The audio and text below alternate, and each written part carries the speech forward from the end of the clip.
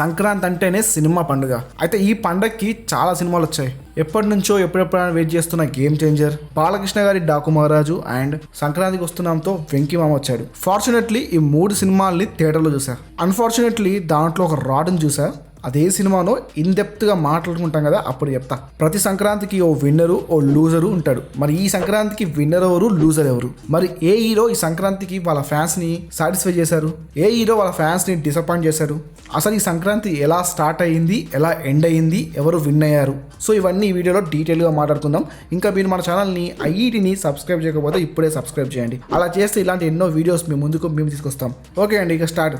ఈ సంక్రాంతి ఎలా స్టార్ట్ అయిందంటే, దిల్ రాజు మామ ఎప్పట్లానే ఈ సంక్రాంతికి కూడా ఆయన సినిమాలను దింపాలని ఫిక్స్ అయ్యి ఏవి దింపుదామని ఆలోచిస్తుంటే ఆయనకు ఒక గ్రేట్ ఐడియా వచ్చింది. అదేంటంటే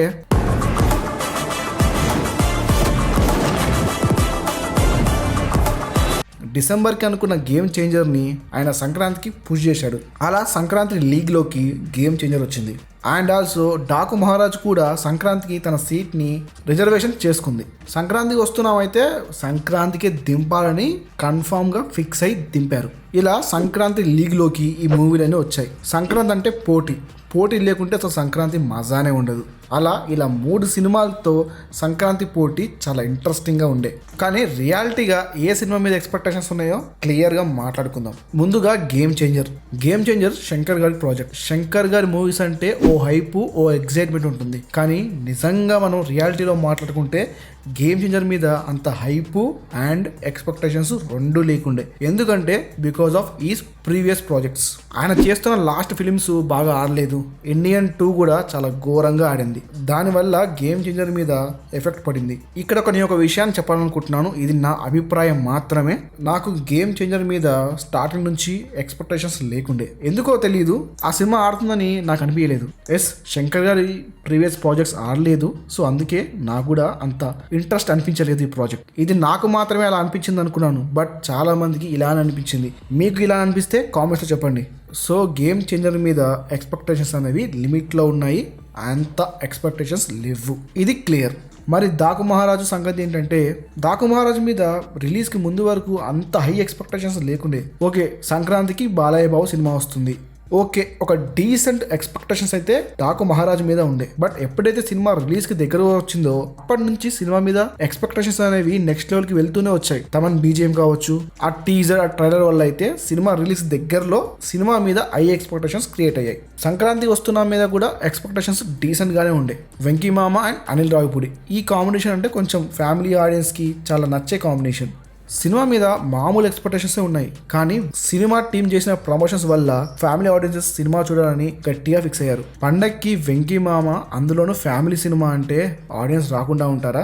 అలా ఈ సినిమా సంక్రాంతికి స్పెషల్ అయిపోయింది. ఓకే, ఏ సినిమాలు ఈ లీగ్లో ఎలా ఎంటర్ అయ్యాయో చూసాం, ఏ సినిమా మీద ఎంత ఎక్స్పెక్టేషన్స్ ఉన్నాయో కూడా తెలుసుకున్నాం. మరి సినిమా రిలీజ్ రోజు ఏమైందో తెలుసుకుందాం. ఈ 3 సినిమాల్ని నేను థియేటర్లో చూశాను. First game changer and Daaku Maharaj అయితే రిలీజ్ రోజే చూశాను. గేమ్ చేంజర్ అయితే రిలీజ్ అయిన ఫస్ట్ డే రోజు 4am షోకి వెళ్ళా. సినిమా స్టార్ట్ అయ్యింది, చూస్తూ ఉన్నా, ఫస్ట్ హాఫ్ అయిపోయింది. ఓకే, గుడ్, ఇంతవరకు సినిమా నాకు బాగానే అనిపించింది. ఆ తర్వాత సెకండ్ హాఫ్ చూసిన తర్వాత కూడా అప్పన్న క్యారెక్టర్ వరకు ఓకే అనిపించింది. కానీ ఆ అప్పన్న క్యారెక్టర్ ఎండ్ అయిన తర్వాత నుంచి సినిమా చాలా డౌన్ అయిపోయింది. ఎందుకంటే అక్కడి నుంచి ఒక హై మూమెంట్ కూడా ఉండదు. చెప్పాలంటే సినిమాలో హై మూమెంట్స్ పెద్దగా ఉండవు. అయినా కానీ అప్పటి వరకు మనం అప్పన్న క్యారెక్టర్ వరకు సినిమా మనకు నచ్చుతుంది. కానీ అలానే సినిమాని ఎండ్ వరకు తీసుకుపోవడం వల్ల, హై మూమెంట్స్ లేకపోవడం వల్ల సినిమా చూశాక నాకెందుకో అంత సాటిస్ఫై అనిపించలేదు. సినిమాలో ఏదో మిస్ అవుతుంది, సినిమాలో అనుకున్నంత లేదనే ఫీలింగ్ నాలో క్రియేట్ అయ్యింది. అండ్ ఓవరాల్గా థియేటర్ బయటకు వస్తున్నప్పుడు సినిమా అంత లేదనిపించింది, డిసప్పాయింట్ అయ్యాననిపించింది. నేనేదో రామ్ చరణ్కి యాంటీ కాదు, నాకు నిజంగా సినిమా అంత అనిపించలేదు, అది చెప్పాలనుకుంటున్నాను అంతే. సో పండగ వచ్చిన సెకండ్ మూవీ డాకు మహారాజు. సో దానికి కూడా వెళ్ళాను, 11 o'clock షోకి వెళ్ళాను. ఎక్స్పెక్టేషన్స్ ఉండే, వెళ్ళి కూర్చున్నాను. సినిమా స్టార్ట్ అయ్యింది. స్టార్ట్ నుంచి ఎండ్ వరకు అయితే సినిమా నాకు చాలా బాగా నచ్చింది. ఎందుకంటే బాలకృష్ణ గారి ప్రతి సినిమాలో ఉండే హై పంచ్ డైలాగ్స్ హై ఫ్లోలో ఉండవు, సెటిల్గా ఉంటుంది ఆయన పర్ఫార్మెన్స్. అండ్ సినిమా కూడా బాబీ డ్రగ్ లాగా స్టార్ట్ చేస్తాడు. సినిమా ఎండ్కి ఆ డ్రగ్ మనలోకి బాగా ఎక్కుతుంది. ఓవరాల్గా డాకు మహారాజు చూశాక నాకైతే బాగా నచ్చింది. ఓకే, పండక్కి ఇలాంటి సినిమా చూడొచ్చు, అందులోనూ బాలయ్య బాబు గారి నుంచి ఇలాంటి సినిమాలే మనం ఎక్స్పెక్ట్ చేస్తాం. కాబట్టి మనకి ఏ మీల్స్ కావాలో ఆ మీల్స్ పర్ఫెక్ట్గా ఉండడం వల్ల సాటిస్ఫై చేసింది. నిజంగా సినిమాలో ఉన్న కొన్ని సీన్స్ అయితే అరాచకం బాబు, అర్ధర కొట్టాడు బాబు అయితే. సో పండక్కి చూసిన సెకండ్ మూవీ డాకు మహారాజా అయితే బాగా నచ్చింది.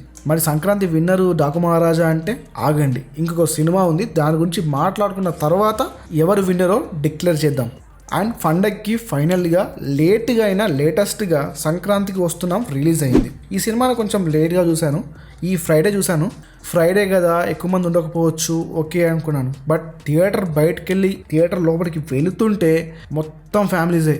థియేటర్కి వచ్చిన జనాలందరూ కూడా ఫ్యామిలీసే. అసలు సినిమాకి ఎవరు వచ్చారా బాబు అని చూస్తే మొత్తం అందరూ కుటుంబంతో వచ్చారు.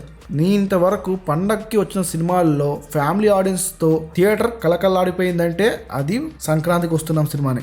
సినిమాకి వెళ్ళి చూశాక ఓకే నాకైతే డీసెంట్గా అనిపించింది. బట్ ఇక్కడ నా ఒపీనియన్ కంటే ఫ్యామిలీ ఆడియన్సెస్ ఎలా ఈ సినిమాని రిసీవ్మెంట్ తీసుకున్నారు అనేది ఇంపార్టెంట్. నాకైతే సినిమా ఓకే అనిపించింది, కానీ ఒక్కసారి సినిమాని ఆడియన్స్ ఎలా ఎంజాయ్ చేస్తున్నారని అలా తిరిగి చూస్తే ఫ్యామిలీ ఆడియన్స్ విపరీతంగా ఎంజాయ్ చేస్తున్నారు. నేను ఇంతవరకు ఎన్నో స్టార్డమ్స్ చూసా, కానీ ఇలా ఫ్యామిలీ ఆడియన్స్ స్టార్డమ్ని ఎక్కడా చూడలే. ఇక్కడ నేను ఏం చెప్పాలనుకున్నానంటే సినిమా నాకైతే ఓకే అనిపించింది, కానీ ఫ్యామిలీ ఆడియన్స్ అయితే సినిమాని బాగా ఎంజాయ్ చేస్తున్నారు.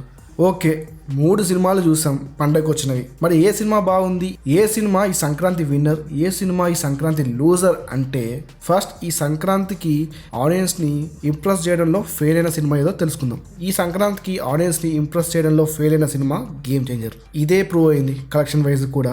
శంకర్ గారి ప్రీవియస్ సినిమా లాగానే రొటీన్గా ఉండడం, అంత హై మూమెంట్స్ లేకపోవడం అండ్ అంత గ్రిప్పింగ్గా లేకపోవడం వల్ల సినిమా అంతగా ఆడలేదు. శంకర్ గారు ఈ గేమ్ చేంజర్ని ఇంకా బాగా తీయాల్సింది.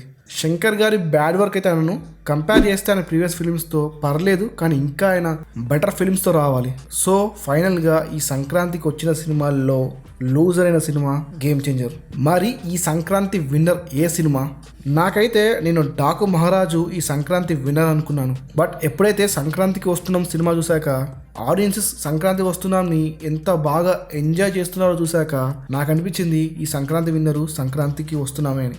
మరి డాకు మహారాజు సినిమా సంగతి ఏంటంటే డాకు మహారాజు కూడా ఈ పొంగల్కి విన్నరే. ఈ పొంగల్ విన్నర్లో డాకు మహారాజు కూడా ఒక విన్నర్. అది ఎలా అంటే ఫ్యామిలీ ఆడియన్స్ని ఇంప్రెస్ చేయడంలో సంక్రాంతికి వస్తున్నాం అండ్ మాస్ ఆడియన్స్ని ఇంప్రెస్ చేయడంలో డాకు మహారాజు సక్సెస్ అయ్యాయి. ఈ పండగకి 2 సినిమాలు సక్సెస్ అవ్వడం అనేది మంచి నోట్తో ఈ ఇయర్ని స్టార్ట్ చేసినట్టే. ఇదే పాజిటివ్ ఎనర్జీని 2025 మొత్తం కూడా మెయింటైన్ చేస్తామని అనుకుంటున్నాను. ఈ ఇయర్ గేమ్ చేంజర్తో సక్సెస్ని చూడకపోయినా రామ్ చరణ్ గారు నెక్స్ట్ ప్రాజెక్ట్స్తో సక్సెస్ చూస్తారని ఎక్స్పెక్ట్ చేస్తున్నాను. ఇది పొంగల్కి మా స్పెషల్ వీడియో. మీకు ఎలా అనిపించింది? ఈ పొంగల్ విన్నర్ ఏ సినిమా అనుకుంటున్నారో కామెంట్స్లో చెప్పండి. ఇంతే వీడియో నచ్చితే ఏం చేయాలో మీకు తెలుసు కదా, మీరు అది చేస్తారని ఎక్స్పెక్ట్ చేస్తున్నాను. అదే లైక్ అండ్ సబ్స్క్రైబ్. ఇంతే వీడియో. Thanks for watching.